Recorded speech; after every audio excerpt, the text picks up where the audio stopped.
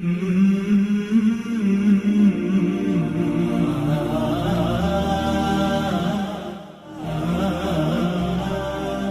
حدیث مبارکہ آپ نے سنی ہے، طلب العلم فریضۃ علی کل مسلم و مسلمہ۔ علم کا حاصل کرنا ہر ایک مسلمان مرد اور ہر ایک مسلمان عورت پر فرض ہے۔ تو اگرچہ مسائل شرم و حیا پر مشتمل ہے، لیکن اس کا تعلق ہماری نیچرل زندگی سے ہے اور ہر کوئی اس میں مبتلا ہوتا ہے اور اسے یہ باتیں درپیش ہوتی ہیں۔ اس لیے ان مسائل کا سیکھنا ہمارے لیے از حد ضروری ہے۔ اب سب سے پہلا مسئلہ میں آپ کو یہ سمجھانا چاہ رہا ہوں، انسان کے اندر ایک مادہ ہے، ایک رطوبت ہے۔ اس رطوبت، اس مادے کو ہم اردو میں بھی اور عربی میں بھی منی کہتے ہیں، اور اس کے لیے عام طور پر ہمارے یہاں یہ لفظ بھی استعمال ہوتا ہے، پانی۔ یہ دو لفظ استعمال ہوتے ہیں، پانی کا لفظ بھی استعمال ہوتا ہے اور منی کا لفظ بھی استعمال ہوتا ہے۔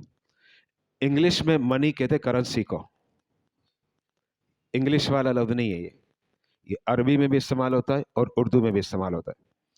اس کو پہلے یہ سمجھ لیں کہ ہر مرد کے اندر یہ مادہ ہے، یہ رطوبت ہے۔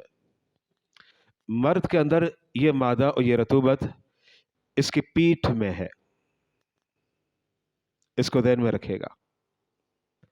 اور ایک توالد اور تناسل اور اولاد کا سلسلہ چلتا ہے۔ مرد کا یہ مادہ مرد کے مقام سے نکلتا ہے، عورت کے مقام میں داخل ہوتا ہے۔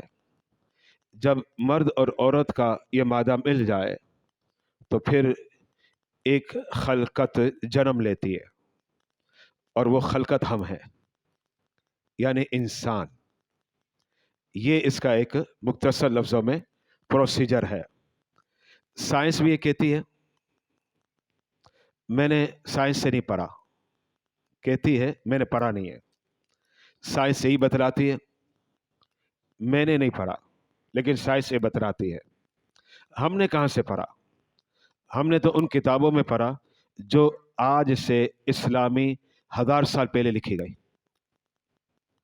1100 سال پہلے لکھی گئی، 1200 سال پہلے۔ اور سائنس کہتی ہے جو اسلام بتلا رہا ہے بے عینی ایسا ہی ہے۔ اس کا مطلب کیا ہوا؟ الحمدللہ ہمارا مذہب 1400 سال پہلے بتلا رہا ہے، سائنس آج اس کی تصدیق کر رہی ہے۔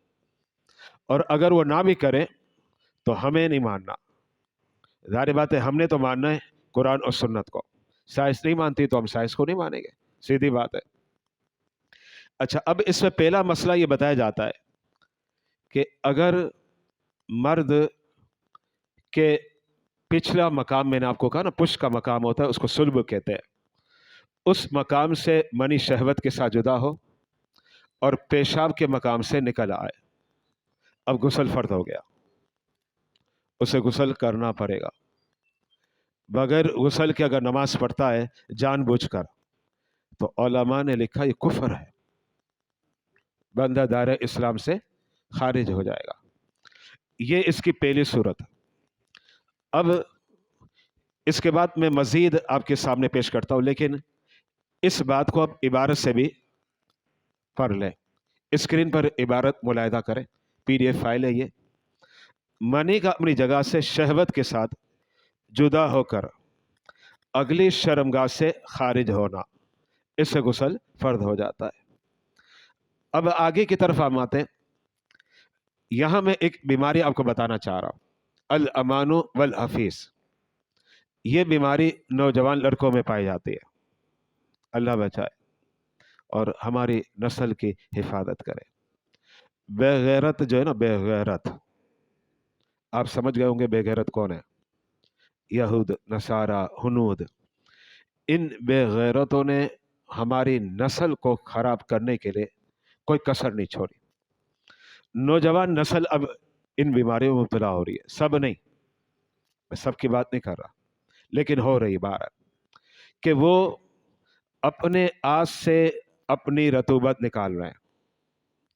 इसके लिए लफ्ज इस्तेमाल होता है मुशजनी, मुठ मार, गालिबन ये भी कहते हैं, मुशजनी तो कहते हैं, ये तो कंफर्म है। ये जो अमल है, इस अमल से भी गुस्ल फर्द हो जाता है। गंदा गलीद अमल है, नाजायज अमल है कि बंदा खुद अपने आस से अपने मादे मनी को निकालता है, और निकालना ये खुद नाजायज काम है।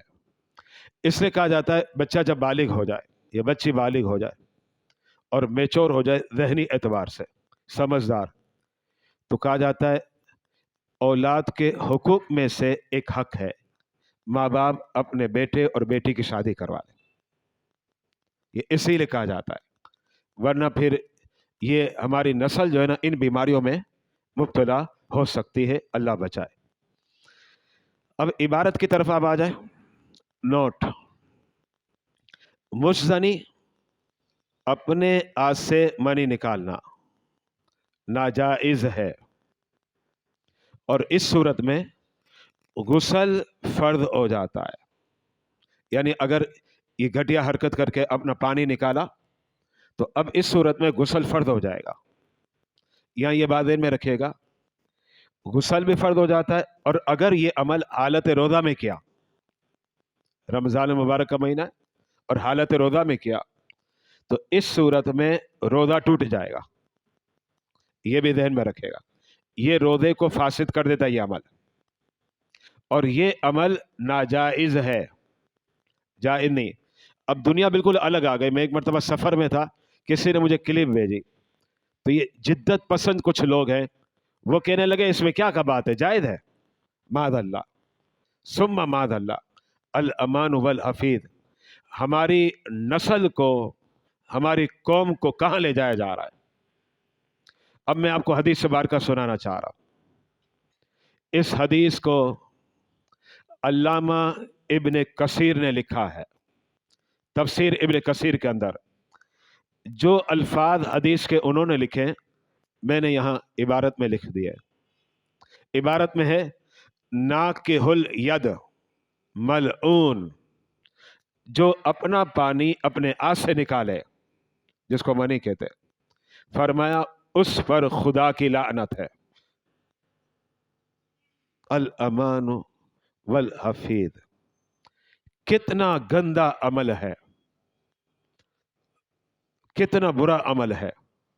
इससे गुस्ल फर्द हो जाएगा और ये अमल नाजायज है। मैं सिर्फ एक बात पेश करके आगे बढ़ रहा हूं। उसे मलऊन कहा गया जो ये काम करता है। मलऊन किसको कहते हैं? जिस पर खुदा की लानत हो। और खुदा की लानत का मतलब क्या है? खुदा की लानत का मतलब यह है कि वो खुदा की रहमत से दूर हो गया। हम तो ये हाथ उठाकर करते हैं ना, लानत इस तरीके से कर देते हैं, हाथ उठाते हैं।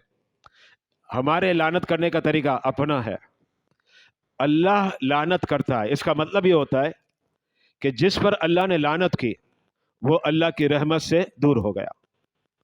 अब मुझे बताएं, ऐसा जो अमल करता है वो खुदा की रहमत से दूर हो रहा है, खुद अपने आप को अपने हाथ से बद नसीब बना रहा है। था खुश नसीब, मुसलमान था, लेकिन अपने हाथ से अपने आप को बद नसीब बना रहा है। अल अमानु वल हफीद। आगे इसके बाद जिससे गुस्ल फर्द हो जाता है, एक अमल ऐसा है कि इसमें हमें कोई गुनाह नहीं है, तवज्जो रखिएगा, गुनाह नहीं होता, और वो अमल है एहतिलाम। एहतिलाम बदख्वाबी को कहते हैं। ख्वाब के अंदर कोई बुरा ख्वाब आ जाता है, कोई बुरा तस्वुर आता है, और इस सूरत में मर्द का जो पानी है वो निकल जाता है। इसको कहा जाता है एहतिलाम। एहतिलाम ये एक बशरी तकाज़े है, हर एक को होते हैं, ये बात ध्यान में रखेगा।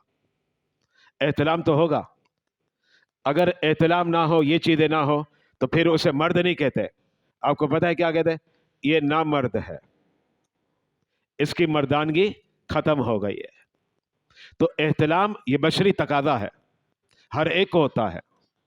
صحابہ کرام کو بھی احتلام ہوتا تھا، اہل بیت کو بھی ہوتا تھا.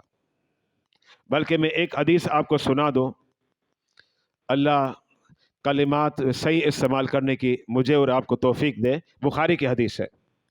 اللہ کے حبیب علیہ الصلاۃ والسلام اپنے حجر مبارکہ سے مسجد نبوی میں تشریف لائے. اقامت ہو چکی تھی، اقامت ہو چکی ہے. نبی مصلی پر کھڑے ہیں. اب امام نے کیا کرنا ہوتا ہے؟ اللہ اکبر، نماز اسٹارٹ کرنی ہوتی ہے نا. اقامت ہو گئی، نبی کھڑے ہیں اپنے مصلی پر، صحابہ پیچھے صفے بنا کر کھڑے ہیں. نبی نے فرمایا، توجہ رکھیے گا، ٹھہرو میں آتا ہوں. یہ بخاری شریف کے اندر ہے. الفاظ کا انتخاب بڑا سوچ سمجھ کے کرنا پڑے گا، اس لیے کہ کہتے ہیں نا، مدینے کی جو زمین ہے نا، اس کے بارے میں ہم کہتے ہیں یہ جا چشم و تر کی ہے. ہم تو مدینے کی گلی کی بات کر رہے ہیں. ہمارے قدم ہی اس لائق نہیں کہ ہم مدینے کی گلیوں پر رکھیں. اس سے کہتے ہیں یہ جا چشم و تر کی ہے.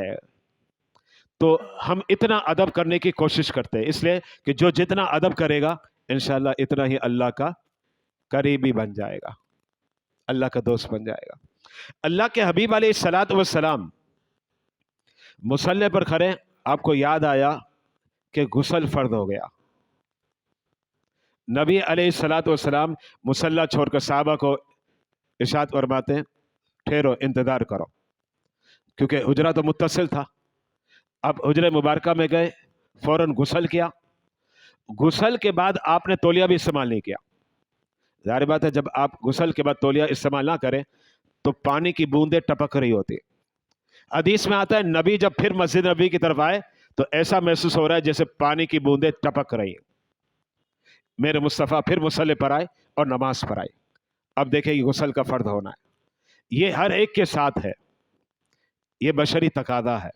اور اسی سے چلتا ہے توالد، تناسل اور اولاد کا سلسلہ. اچھا، تو احتلام یہ گناہ نہیں ہے، اس کو توجہ رکھیے گا. یہ بشری تقاضے ہمارے اختیار میں نہیں ہے، کسی کو بھی احتلام ہو سکتا ہے. یہی وجہ ہے کہ احتلام سے روزہ نہیں ٹوٹتا. توجہ رکھیے گا، احتلام سے روزہ نہیں ٹوٹتا، لیکن مزنی اپنے ہاتھ سے پانی نکالنے سے روزہ ٹوٹ جاتا ہے، کیونکہ وہ حرام ہے اور یہ گناہ نہیں ہے. اگر احتلام ہو گیا تو اب اس صورت میں غسل فرض ہو جائے گا، غسل کرنا پڑے گا. عبارت سنیے، احتلام یعنی بدخوابی کی وجہ سے منی کا نکل جانا. اب آگے مزید بات واضح کر رہا ہوں. بعض مرتبہ ایسا ہوتا ہے، یہ بڑا اہم مسئلہ ہے، اور میں یہ کہوں گا آپ میں جو شادی شدہ ہے نا وہ اپنی بیویوں کو ضرور بتائے. جو اب میں مسئلہ بتا رہا ہوں اپنی بیویوں کو بتائے. اور آپ کی بیویوں کا کام ہے کہ اپنی بچیوں کو بتائے، بیٹیوں کو، کیونکہ ظاہر بات ہے ماں اور بیٹیاں یہ باتیں کر لیتی ہے، بیٹی اور باپ یہ باتیں نہیں کرتا، یہ اچھا نہیں لگتا، یہ ذہن میں رکھیے گا. اب وہ میں کیا بتانے لگا وہ سنیے گا. وہ مسئلہ یہ ہے کہ آپ کو کچھ بھی یاد نہیں، خواب یاد ہی نہیں ہے. اب بیدار ہوئے، بیدار ہونے کے بعد آپ نے جو شرمگاہ کی سائڈ کا جو کپڑا ہے، شلوار کا، تہبند کا، لنگی کا اگلا جو حصہ ہے، آپ نے دیکھا اس پر وہی رطوبت جسے منی کہتے ہیں وہ کپڑے پر لگی ہوئی ہے، یا آپ کے جسم کے شرمگاہ کے آس پاس لگی ہوئی ہے. اب آپ سوچ رہے ہوں گے یار یہ کیسے لگ گیا، مجھے تو کچھ یاد ہی نہیں آ رہا. اس صورت میں بھی غسل فرض ہو جائے گا. یہ بڑا اہم مسئلہ میں بتانا چاہ رہا ہوں آج کے درس کا، اس لیے کہ بندہ یہ سوچتا ہے یار مجھے احتلام تو نہیں ہوا، پھر کیسے غسل فرض ہوا؟ نہیں، اب بھی غسل فرض ہو جائے گا. اور یہی معاملہ خواتین کا بھی ہے کہ اگر وہ اپنے کپڑے پر دیکھے دبا یا اپنے جسم پر دیکھے، انہیں کچھ بھی یاد نہیں ہے، تو غسل فرض ہو جائے گا۔ اس کا مطلب خواب یاد ہے یا خواب یاد نہیں، لیکن وہ رطوبت نکلی ہے، آپ کو نظر آ گئی کہ ہے لگی ہوئی، بہرحال غسل فرض ہو جائے گا۔ اب اس کے بعد یہ نوٹ والی عبارت آپ سنیے گا، اسکرین پر آپ ملاحظہ کر رہے ہیں۔ اگر خواب یاد نہیں لیکن بیدار ہونے پر اپنے کپڑے یا بدن پر منی کا دبا پاتا ہے تو اب بھی غسل فرض ہو جائے گا۔ یہ مسئلہ میں نے کلیئر کر دیا۔ اب اس کے بعد ایک اور مسئلہ، میں نے آپ کو کہا کہ آج مسائل تھوڑے شرم و حیا کے حوالے سے، لیکن میں یہ کہوں گا سیکھنا فرض ہے۔ یا کسی عالم سے سیکھو، کسی مدرس سے سیکھو، یا پھر کتاب سے سیکھو، سیکھنا تو پڑے گا۔ اور ایسی چیزیں ہیں کہ بہرحال ہر ایک کا اس سے تعلق ہے، وابستگی ہوتی ہے۔ ہاں جو ناجائز سنتے ہیں، اللہ ہماری حفاظت کرے، اللہ ہمیں بچائے، مجھے بچائے، آپ کو بچائے، اور خاص ہماری نسل کو بچائے۔ کاش ہماری نسل میرے نبی کی سچی غلام بن جائے، آمین۔ اب اگلا مسئلہ سنیے گا، اس کو میں پہلے وضاحت کرتا ہوں پھر آگے بڑھوں۔ مرد کا جو پیشاب کا مقام ہے، اس کے اوپر جو کیپ ہے، اس کو عربی میں کہتے ہیں حشفہ، یہ حشفہ کہلاتا ہے۔ اگر اتنا حصہ بھی پچھلی یا اگلی مقام میں داخل ہو گیا، باقی کچھ بھی نہ ہوا، غسل فرض ہو جائے گا۔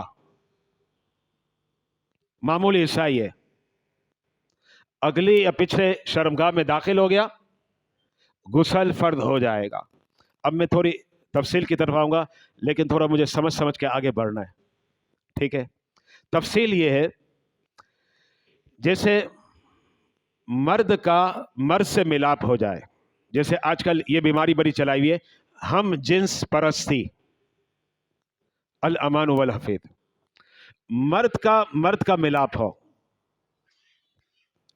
اور اس ملاپ کو کیا کہتے ہیں؟ لواطت، اغلام بازی، یہ اسلام کے اندر حرام ہے۔ دیکھیں یہ بیماری بھی اب پھیلائی جا رہی، خاص طور پر نوجوان نسلوں میں، کہ مرد سے ملے۔ کیسے ملے اس کی وضاحت میں ابھی کر چکا، بار بار میں وہ لفظ دہرانا نہیں چاہتا۔ اس کو کہتے ہیں اغلام بازی، اس کو کہا جاتا ہے لواطت، یہ بد فعلی ہے، حرام ہے، حرام ہے، حرام ہے۔ یہاں میں ایک بات پیش کرنا چاہ رہا ہوں، تھوڑا آگے کی طرف آنا چاہ رہا ہوں۔ آپ نے بڑے عظیم پیغمبر حضرت لوط علیہ السلام کا نام سنا ہے، بڑے عظیم پیغمبر ہے۔ لوط علیہ السلام تبلیغ فرما رہے تھے 5 بستیوں میں۔ ان کا علاقہ بڑا چھوٹا تھا، بڑا علاقہ نہیں ہے، چھوٹا علاقہ تھا۔ رب نے فرمایا کہ آپ ان کے درمیان تبلیغ کریں۔ یہ ٹوٹل 5 بستیاں تھیں۔ لوط علیہ السلام اس بستی کو بار بار تبلیغ کرتے، گناہوں سے بعد آ جاؤ، گناہوں سے بعد آ جاؤ۔ یہ قوم کس بیماری میں مبتلا تھی؟ اغلام بازی میں، مرد کا مرد سے ملاپ، معاذ اللہ ثم معاذ اللہ، الامان والحفیظ، جس کو لواطت کہتے، اغلام بازی کہتے۔ اب کیا ہوا کہ یہ قوم اس بیماری میں مبتلا ہوئی، اس بنا پر اللہ نے حضرت جبریل کو بھیجا حضرت لوط علیہ السلام کے پاس، اور بھی فرشتے تھے۔ رات کا وقت تھا، یہ قرآن کے اندر ہے، رات کا وقت ہے۔ حضرت جبریل علیہ السلام نے لوط علیہ السلام سے عرض کی، اے اللہ کے نبی مقدس، آپ ان بستیوں کو چھوڑ کے چلے جائیں، آپ بھی جائیں اور جو آپ کے ساتھ ہیں ان کو بھی لے جائیں۔ حضرت لوط علیہ السلام نے پوچھا کیوں؟ کہا رب ان پر عذاب بھیجنے والا ہے، بستیاں تباہ کر دے گا رب، آپ چلے جائیں۔ لوط علیہ السلام اپنے گھر کے کچھ افراد اور باہر کے کچھ لوگ تھے جنہوں نے اتباع کی، ان کو لے کر ان بستیوں سے باہر چلے گئے۔ حضرت سیدنا جبریل علیہ السلام نے کیا کیا پتہ ہے آپ کو؟ जिब्रील अलैहिस्सलाम ने अपने पर को फैलाया। जिब्रील अलैहिस्सलाम के पर इतने बड़े होंगे कि ये कराची शहर है ना, वो अपने परों पर उठा ले। असली शक्ल सूरत में मेरे मुस्तफ़ा ने सिर्फ 2 मरतबा देखा है, लेकिन हज़रत जिब्रील शक्लें बदल कर आते थे, ऐसे तो हजारों मरतबा देखा, लेकिन असली शक्ल सूरत में 2 मरतबा देखा। हज़रत जिब्रील के पर थे वो 2। हज़रत जिब्रील ने क्या किया, 5 बस्तियां जहां आबाद थी ना, उनके अंदर पर को डाल दिया नीचे की तरफ। नीचे पर को डाला, अब पर नीचे आ गया, वो जो जमीन का फर्श है ना, वो पर के ऊपर है। हज़रत जिब्रील ने पर उन 5 बस्तियों को उठा लिया।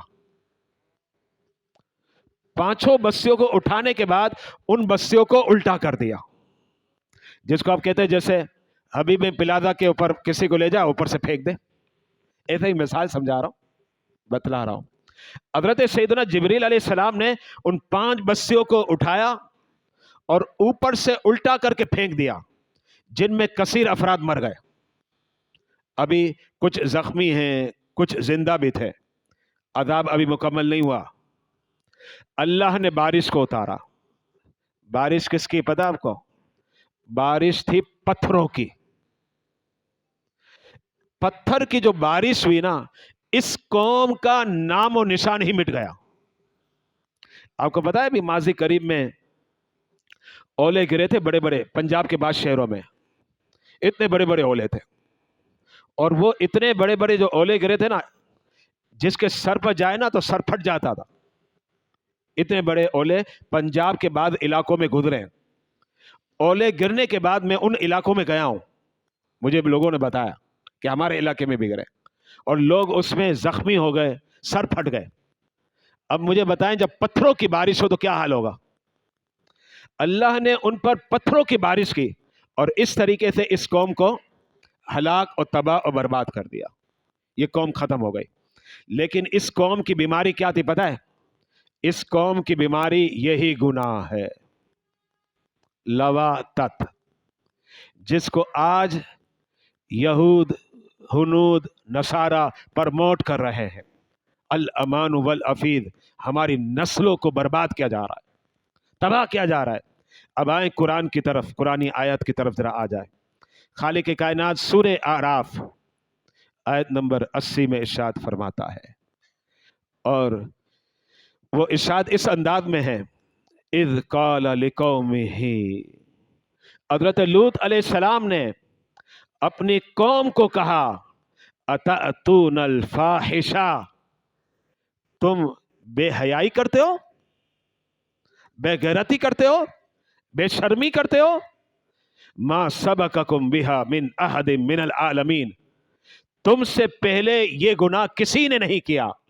जिसका मतलब ये हुआ, ये लवातत के गुनाह को ईजाद करने वाले ये कौम लूत है, और फिर इस कौम को तबाह और बर्बाद कर दिया। एक तो ये हो गया। अब आए दूसरा मसला, इसमें मैं क्लियर कर रहा हूं, बल्कि इसके बारे में मैं एक हदीस बारका भी सुनाना चाह रहा हूं। आयत करीमा तो सुन लिया, अब हदीस सुनिएगा। हदीस सुनन कुबरा इमाम नसाई ने लिखी है। नबी करीम अलैहिस्सलाम ने 1 मरतबा नहीं 3 मरतबा इरशाद फरमाया, लअनल्लाहु मन अमिल अमल कौम लूत, लानत है उस शख्स पर जो कौम लूत वाला अमल करे। इसकी मजम्मत है, लानत फरमाए। एक और हदीस बारका सुना देता, फिर आगे बढ़ूंगा। और ये हदीस बारका अबू दाऊद शरीफ की है। नबी करीम अलैहिस्सलाम ने इरशाद फरमाया, ए मेरे उम्मतियों, जिस शख्स को देख लो कौम लूत वाला अमल करता है, तो फिर सुन लो कि तुम्हें क्या करना है, दोनों को कत्ल कर दो। ये हुकूमत वक्त का काम है, हमारा नहीं है। इसका मतलब ये कि जो ये जुर्म करता है, इस्लामी सदा है, उसे कत्ल कर दो। इस्लामी सदा है करने वाला और जिससे ये काम हो रहा है, फाइल और मफूल, दोनों को जो है कत्ल कर दिया जाए। अब आप इससे अंदाजा लगाएं इस्लाम कितनी सख्ती के साथ इससे रोक रहा है और मना कर रहा है। अच्छा, अब एक और बात सुनिएगा। ये तो मर्द का मर्द से मिलाप है।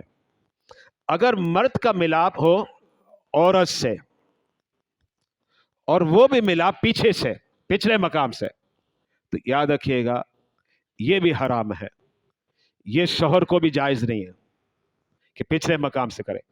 اس کے بارے میں حدیث مبارکہ سنا دو۔ میرے آقا علیہ الصلوۃ والسلام نے ارشاد فرمایا، ابن ماجہ کی حدیث سے، فرمایا اللہ تعالی ایسے شخص پر نظر رحمت نہیں فرماتا جو اپنی عورت کے پیچھے کے مقام میں آئے، یعنی وطی کرے، یہ بھی ناجائز ہے، اللہ اس سے بھی بچائے۔ اور اگر اگلے مقام میں کرتا ہے اور وہ عورت اجنبیہ ہے تو یہ زنا ہے، اس کو زنا کہتے ہیں۔ اور زنا کے بارے میں قرآن نے کیا کہا؟ سورہ نور آیت نمبر 2، خالق کائنات نے فرمایا الزانیۃ والزانی فاجلدوا کل واحد منہما مئۃ جلدۃ، زانی اور زانیہ، مرد اور عورت دونوں کے لیے کہا، فرمایا اگر اس جرم میں مبتلا ہو پکڑو اسے، اور ایک درہ نہیں 100 درے مارو۔ اور اس مقام پر یہ نہیں ہے، لیکن اور مقام پر جو احادیث طیبہ میں آیا، اگر یہی کام شادی شدہ کرے تو پھر سزا کیا ہے پتہ آپ کو؟ سنگسار کیا جائے، یعنی ایک گڑھا کھودا جائے گا، اس گڑھے کے اندر اس کو بٹھایا جائے گا، کھڑا رکھا جائے گا، اور اوپر سے لوگوں کو کہا جائے گا کہ پتھر مارو، اتنے پتھر مارے جائیں کہ مر جائے، یہ سزا ہے۔ یعنی آپ دیکھیں کہ آج لوگوں کو بے غیرتی کی طرف لایا جا رہا ہے، اسلام کتنی سختی سے ان جرائم سے روک رہا ہے۔ اب پھر وہ عبارت کی طرف آنا چاہ رہا ہوں میں، نمبر 3، اگر اگلی یا پچھلی شرمگاہ میں حشفہ داخل کیا تو غسل فرض ہو جائے گا، منی نکلے یا نہ نکلے۔ اب اس کے بعد مزید 1-2 مسئلے رہ گئے، وہ کلیئر کر کے پھر ہم آگے بڑھتے ہیں۔ نمبر 4، عورت کو ماہواری آتی، ہر مہینے اسے خون آتا ہے، گندا خون کہلاتا ہے۔ یہ خون کبھی 6 دن آتا ہے، کبھی 8 دن آتا ہے، کبھی 10 دن آتا ہے، یہ عورتوں کو زیادہ معلوم ہوتا ہے، انہی کے معاملات ہیں۔ جب وہ خون بند ہو نا، اب عورت پر غسل فرض ہو جائے گا، اسے غسل کرنا ضروری ہے، یہ فرض ہے۔ پھر اس کے بعد ایک اور مسئلہ جو آج کے درس کا آخری مسئلہ ہے، ہمارا یہ عنوان آج مکمل ہو رہا ہے۔ میں نے صرف ضروری مسائل آپ کے سامنے پیش کیے ہیں، مزید تفصیل اور ڈیٹیل اگر آپ کو دیکھنی ہے تو بڑی بہترین کتاب ہے بہار شریعت، صدر الشریعہ بدو طریقہ کے لکھی ہوئی کتاب، اس کی اسٹڈی کی جائے، اس کا مطالعہ کیا جائے۔ عورت بچہ جنتی ہے، اس کے بعد خون جاری ہو جاتا ہے، اس کو نفاس کہتے ہیں، زیادہ سے زیادہ 40 دن رہتا ہے۔ اب وہ خون بند ہو گیا، جب وہ خون بند ہوگا یعنی بلیڈنگ ختم ہوئی تو اب اس عورت پر غسل کرنا فرض ہو جائے گا۔ یہ تھا آج ہمارا عنوان، غسل کن چیزوں سے فرض ہوتا ہے۔ بات یہی ہے کہ اگر کوئی بیان کرتا ہے تو کوئی کہتا ہے یار آج آپ نے عجیب سے عنوان اٹھا لیا، ظاہر بات ہے سیکھنا تھا تو مجھے بتانا تھا، اور ہماری ترتیب چل رہی تھی اس لیے میں نے بیان کیا۔ اب اگلا جو ہمارا درس ہوگا اس کا عنوان سن لیجیے گا، جب غسل فرض ہو جائے تو کیا چیزیں جائز ہیں اور کیا چیزیں ناجائز ہے، یہ ہمارا عنوان ہوگا۔ جب غسل فرض ہو جائے، ابھی غسل نہیں کیا تو کون سی چیزیں جائز ہیں اور کون سی چیزیں ناجائز ہے، یہ عنوان ہوگا۔